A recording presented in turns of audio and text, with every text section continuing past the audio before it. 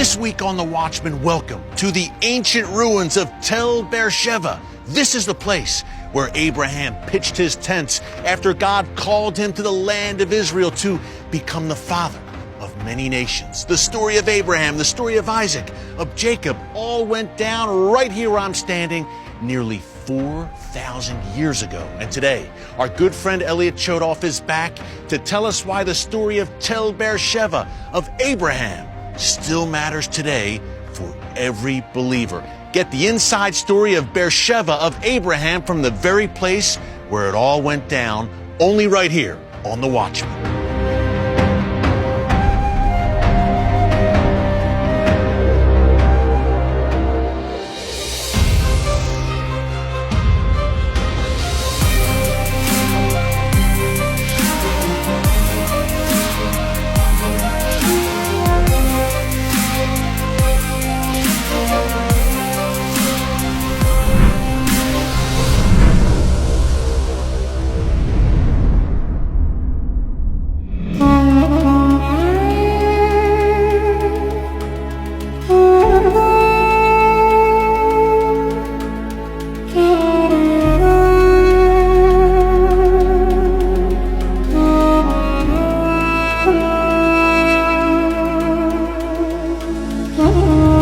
Elliot, it is great to have you back here with us on The Watchman Show. It's great to be here. Man, and what an incredible spot to be with you. Tel Beersheba. Beersheba, it reads on the page, but it's pronounced Beersheba here in Israel. A place of incredible biblical significance. Tell us why. Well, this is where it all begins. This is where Abraham comes from Ur, Mesopotamia, when God comes to him and says, get up, go, leave your homeland, leave your land, leave your father's house, and go to the land where I will show you. And between us, I think if he had told him he was coming here, he might not have come. And why is that? I'm joking. But he's leaving the center of urban civilization, where he's lived his entire life. Ancient Mesopotamia. Ancient Mesopotamia, but urban ancient Mesopotamia. Remember, he's not living off in the farm country somewhere. He's living in a major city. And he was prosperous. And prosperous. And he's not a young man. And he comes out here to the desert, to the middle of nowhere. Remember that when Abraham comes here, there is no Beersheba. Beersheba is named because of what happens while he's here. He's in the open desert, and he becomes a shepherd. He's now grazing. Change of profession. I mean, a professional guy, prosperous there in a center of urban civilization, and he comes to literally what was then the middle of nowhere, the Negev Desert. The Negev Desert, we're in the northern Negev, the middle of the northern Negev. The Negev is essentially an inverted triangle, long triangle, so we're in the upper part of it. In the middle of it, we have the Sinai Desert off to our west, the Arabian Desert to the east and to the south. Desert, a lot of desert here. Hebron, maybe 25 miles north of here, which in those days is 2-3 days travel on foot, animal, whatever. I mean, you could probably gallop it on a horse, but if we're talking about moving, it's a distance. And he comes here and he grazes. And here is really where he establishes himself for the first time in the land that will be promised to him. Wow, the patriarch, Elliot, it all began here with Abraham. I mean, incredible. And you and I were talking off camera a bit about that leap of faith that he took. Yeah. He was an older man, as you said. He was an older man. Again, joking aside, God says, leave it all, give up everything you know, give up all your security, financial, physical, and mental, knowing where you are, and take that leap, go to where I show you. Yeah. And he brings him here. And you've got to imagine that Abraham comes here with that faith and says, here? Yeah. And it's, yes, here. Here's where it begins. And this area, Tel Beersheba, is mentioned 33 times in the Bible. Yes. Later on, this becomes a major city. The promise is the land will be given to you from Dan to Beersheba, Dan all the way far to the north. It's not a border, it's an indicator. But this becomes the southern central city of the Israelite kingdoms, the First Temple period. Solomon builds a gate here. It's a fortified city. This was the major city that marked essentially the southern end of influence during that period of David, Solomon and beyond. This was really the last stop. From here, you really are off into the wilderness. Wow, so this was the extent of the Davidic dynasty and that kingdom. It stretched to Beersheba, the southernmost point. In terms of rule, yes. Not in terms of influence, but rule. Here, this spot. Of course, the modern city is behind us. This is modern Israel. Yeah, Things have changed completely. It's pretty stunning because we have these ancient ruins, thousands of years old from the time of Abraham, Elliot, but not far over in the horizon, a few miles away, is the modern city of Beersheba, which is a thriving city and it's growing. Yes, the capital of the Negev, home of a university, major hospital, industry. The military is moving a great deal of stuff down here now, out of the center of the country. So we're not far from the Gaza border either, not too far. We're not far at all. Also, a number of miles, Beersheba got hit by rockets. That's right. So we're in Hamas rocket range. Yes, we are. Now, Gaza, of course, is the old land of the Philistines. Some things never change. You've got to realize land ownership out here means something very, very different than what it means in a city. And we know that from here, Abraham moves up to the Hebron area. When Sarah dies, he buys the field of Ephron the Hittite, the cave of Machpelah. Where he's buried today. Correct. Yeah. Correct. Where he, Isaac, Jacob, yes, their wives. That's ownership. He pays for it, and he buys it. Out here, grazing lands aren't really owned in those days. And it's more you graze, and while you're on it, it's yours, and then you move on, and somebody else can move through it, and you don't come back and say, this is my land. There's not really a title deed in writing to the land. Exactly. This is really the Wild West. That's right. And that's the way, by the way, it was up until very recently among the Bedouin tribes of this area. They didn't own land, they grazed it. Yeah. Now they're settling down for all sorts of cultural and political reasons and that sort of thing. But there was no ownership in that sense. It was also true in terms of national level. There was influence rather than border. Now, this becomes the homestead. This is where Isaac comes back to. Jacob comes back to here for a while. But the homestead in the sense of this is the area where he pitched his tent. And he doesn't build a house. He is a nomad within his land. The patriarch Abraham. Elliot, where we're standing right now, Abraham, Isaac, and Jacob lived here. Yes, here in this area. Yes. Wow. And this is only the beginning of the story, by the way. Absolutely. We're going to hit a well with great biblical significance. We're going to hit the gate of the city, and we'll get more into Abraham, Isaac, Jacob, their presence, their story here, and we'll go further down the line in the Old Testament as well. So, Elliot, let's explore this incredible site, Tel Beersheba. Hamas, Hezbollah, Iran, ISIS. The same terrorist forces that seek to annihilate Israel have a bullseye on the back of the United States. At Christians United for Israel, we know that Israel's enemies and America's are one and the same.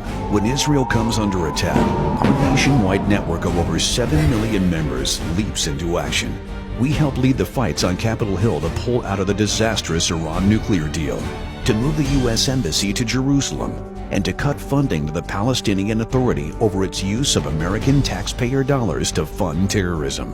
When CUFI speaks, Washington listens. And as radical forces threaten Israel and America, we need your help.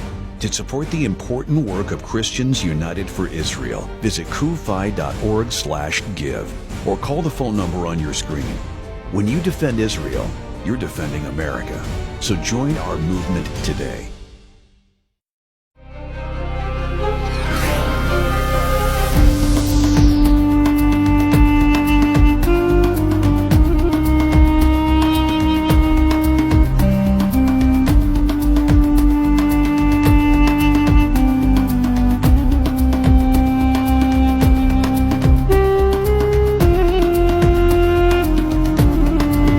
I think it bears mentioning that this site, Tel Beersheba, where we are right now, is, I don't know, some 3,800 years old. And his origins, yes. Wow, so Abraham was here almost 4,000 years ago. Abraham, Father Abraham, as many call him. Look, Judaism, Christianity, even Islam consider Abraham the father of the faith. This is monotheistic religion. Yes, absolutely. And where we're standing right now plays a pivotal part in the Abraham story in the Bible. This is a well, as people can see, but it's not just any well. Tell us why this, Elliot, is so significant in the Genesis story and in the Abraham story? This is traditionally the well that Abraham dug.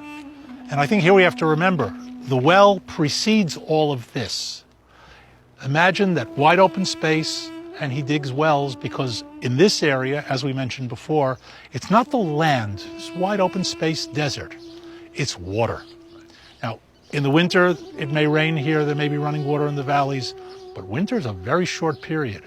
Folks, it is hot here, by the way, just so you know. It's not summer yet. No. The well is really the anchor point. This is where you get your water year-round, where you can water your flocks, where you can water yourself. And you should know if you're out here during the day doing exercise, we're talking about today's standards, a liter of water per hour drinking. You're staying hydrated all day. 4 gallons it's a gallon in 4 hours. It's a lot of water. If you don't have it, you can't survive here. Of course, this is the place where the conflict between Abraham and not the leaders of the Philistines, but Philistines who are out here who steal his wells. They take this well, Yes. this ancient, nearly 4,000-year-old well, and first of all, the Philistines, I didn't know they were there that early. That's fascinating. Yes. I knew they came from the Greek Isles, Right. settled along the coast here. Yes. Well, the land of the Philistines is the area of Ashkelon, Gaza today. One theory is that they tried to conquer the Egyptians. They failed, but the Egyptians saw they were great fighters, and they employed them as proxy forces to protect the entryway into Egypt from Mesopotamia. But what's interesting is that we're not technically in the land of the Philistines here. No. We're east of it. We're out in the desert. And this brings us to, I think, an interesting point, that in those days, you didn't have borders the way we do today with a line on the map, and you're on this side and I'm on that side.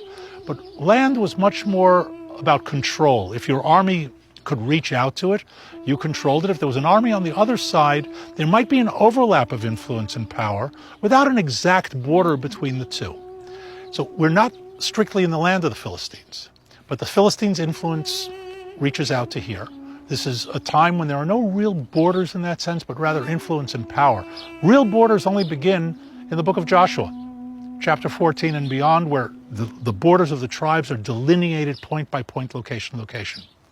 What happens here is the Philistines are out there grazing, they need the water, they take the wells. Including this one. Including this one. And Abraham complains to Avimelech the king, and the king comes out and significantly comes out with his general, the leader of his army. In other words, this is not just a political issue, it's a military issue.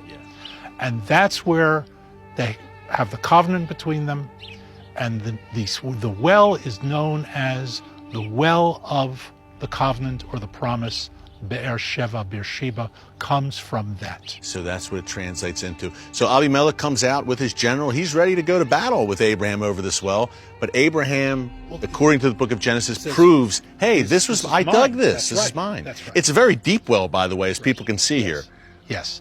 Abimelech doesn't want to go to war with Abraham because he already knows Abraham is the chosen one. And you don't mess with him because you get into trouble. He learned that with Sarah. After that, they build a city here. And the origin of the city, some 3,500 years ago, but the city that really establishes this place comes later in the time of David and Solomon. You know, Elliot, you mentioned how Abimelech kind of learned the hard way about Abraham's favored position in the eyes of God Almighty. Yes. He had a dream, a very disturbing dream, where God said, hey, you took Abraham's wife, you're in big trouble. And he said, I did what? I thought she was his sister. Because Abraham told Abimelech in an attempt to keep the peace, oh, Sarah's my sister, she's not my wife.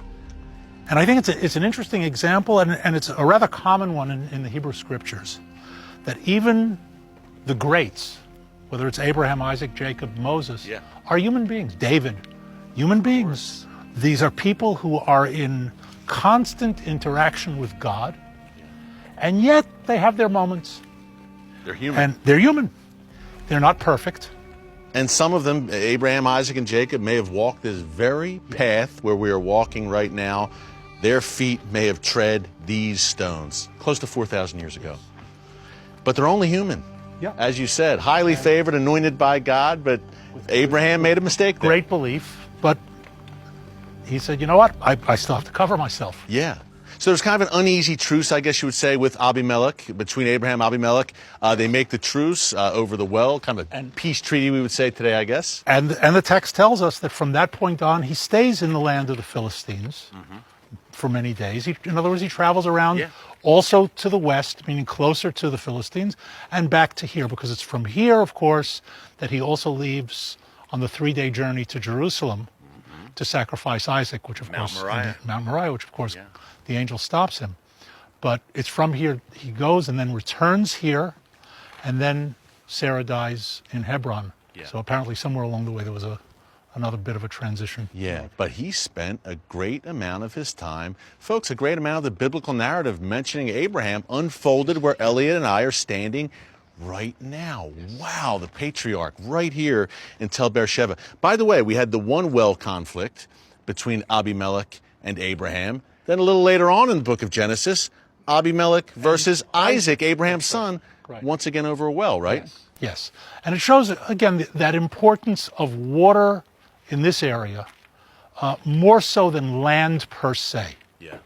Especially for grazers. And here let's keep in mind that we're talking about Abraham, Isaac, and Jacob, and his children are shepherds. Moses, shepherd. In other words, there's a recurring theme here. And the idea of control over an area, but ultimately those anchor points, the anchor points of the wells down here. Welcome to Jerusalem. We hope you're enjoying this special 2-part Watchman series on the Hamas threat. Folks, as Thanksgiving approaches, we Americans can be very thankful that we don't have terrorists bombarding our homes with rockets, that we don't have to run into bomb shelters with our children at a moment's notice. Sadly, that's exactly the kind of situation the people of southern Israel are dealing with every day. And remember, Hamas doesn't just target Israelis. It has also murdered dozens of American citizens. At Christians United for Israel, we're standing in the gap for the people of Israel. We know that when you defend Israel, you are defending America, and we need your help. To support our work at Christians United for Israel, visit cufi.org/give or call the phone number that you see there on your screen. Now more than ever, Israel needs our help. And if we don't take a stand for God's land, who will?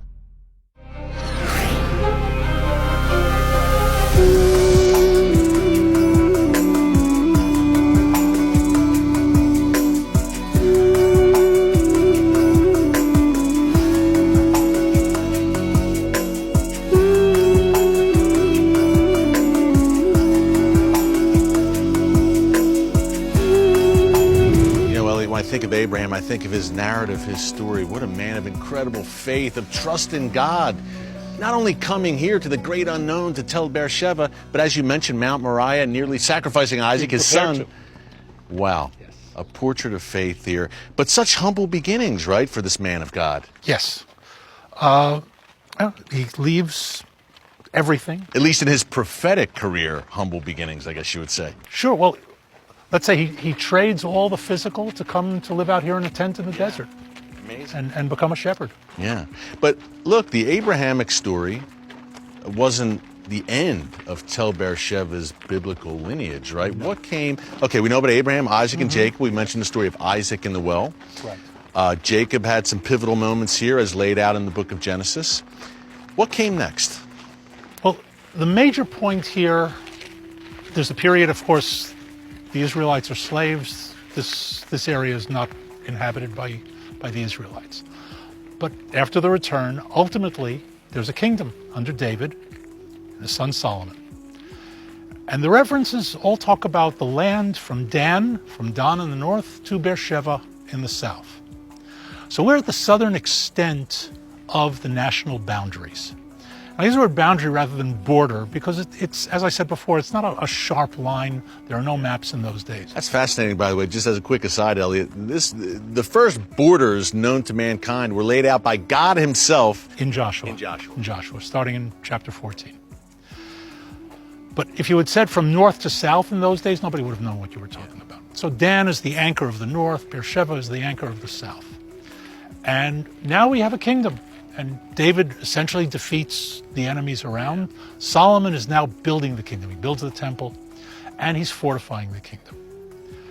This gate is from the time of Solomon, so it's only 3,000 years old. Is that all? Well, you know, Eric, what you people in America call history, we call the late modern period. We use centuries as rounding errors. So, yeah, 3,000 years old. But what really makes it interesting to me, its age is nice, but it's identical in design to the gates that Solomon built in Megiddo in the north, in Chatzor in the north. In other words, what we see here is no longer a tribal conglomerate, but a central kingdom that is now taking overall responsibility for the land. With shared characteristics. The gates are the same. Exactly. In other words, the orders, the design is coming down from above. And it may have been the same builders, probably not, but the designers are the same, the supervisors are coming from the same school of thought, and they're using the exact same design method. I think it's also important to understand that while Beersheba is mentioned as the southern end, there are fortresses further south. Whereas the edge of the land of Judea, as mentioned even in Joshua, is the wilderness of Tzin, south of us in the Negev. And in that area, there was an outpost line of fortresses defending really the edge of what was considered to be the land of Israel. But even then, the influence of the kingdom extended much further south, all the way to the southern tip. Wow, the golden days for sure, the Davidic dynasty and under Solomon.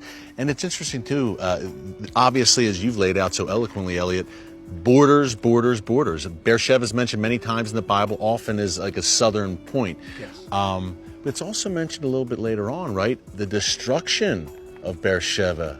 There's a great debate among the archaeologists whether it was destroyed by the Assyrians under Sancheriv or under the Babylonians, Nebuchadnezzar, during the time of the destruction. Two nasty guys. Two very nasty guys, one more successful than the other for themselves. Yeah. But it's, I think, an interesting illustration of the fact that we're talking about a discrepancy of about 150 years between them. What's a century and a half between friends? It could have been one, it could have been the other. It was a long time ago. In either case, both major invasions of the land of Israel from Mesopotamia. But that really brings Beersheba to an end during that period. Yeah, and just a brief mention, Elliot, 2 Kings says that King Hezekiah and his great reforms against pagan idol worship apparently made some reforms here in Beersheba. From Abraham, from the heights of Abraham, the father, it fell into idol worship eventually. Yes, and they found remnants of an altar actually used in secondary use in one of the walls, not intact. Yes. Because it says that he destroyed them, and this Hezekiah did, to his credit. and it matches. Yeah. It would have not matched, and I'm not surprised that the physical evidence matches the scripture. Yeah. But it wasn't found intact. But it shows, I think, also a rather important point that even, and we see this among the Israelites in the desert and beyond, they have to have something physical. Yeah. It's so difficult to believe in that invisible, omnipotent God. Yeah, much easier to just hold this idol. And say, oh, this I get. But we have the ultimate example of that very trust in that invisible God in Abraham. Yes. More than anyone, I think, in the pages of the Bible. That's why it was so special to come here today, Elliot. Wow, to walk on this ancient land here in Tel Beersheba, to think of Abraham, Isaac, Jacob. In many ways, this is where it all began. In terms of the people of Israel, the biblical narrative for Jews and Christians. Amazing to be here with you, Elliot. Thank you so much, my friend. We'll do it elsewhere in another amazing place very soon here in the land of Israel. Elliot, thank you.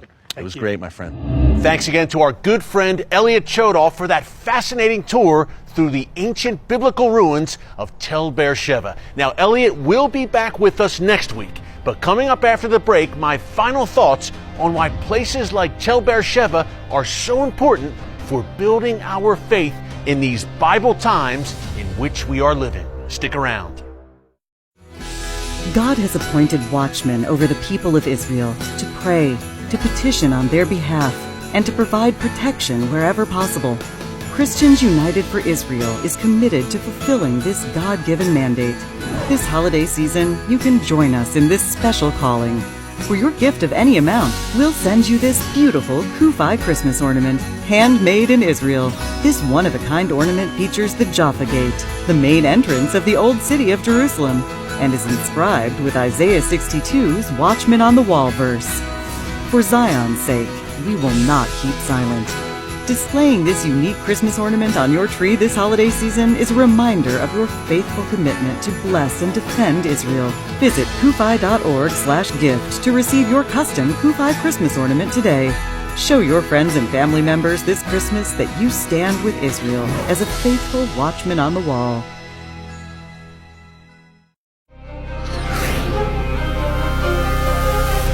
And welcome back. We are wrapping up from here in Jerusalem, about a 90-minute drive north of Tel Beersheva, where our good friend Elliot Chodoff took us this week. Folks, what an experience to walk where Abraham, Isaac, and Jacob lived and worked, to see where it all began in many ways for the people of Israel. Beersheva is mentioned 33 times throughout the Bible, and as Elliot showed us, it played a pivotal role in the destiny of the patriarchs. Tel Beersheva is a special, meaningful place for all believers. Now be sure to join us here again next week for part 2 of our 2-part series from Israel's Negev Desert with Elliot Chodoff. We're heading to a place where the pharaohs of Egypt once ruled, and where you will see some of the most stunning natural landscapes in all of Israel. You won't want to miss it. That's next week, right here on The Watchman. Until then, from Jerusalem, God bless you, and remember, never hold your peace.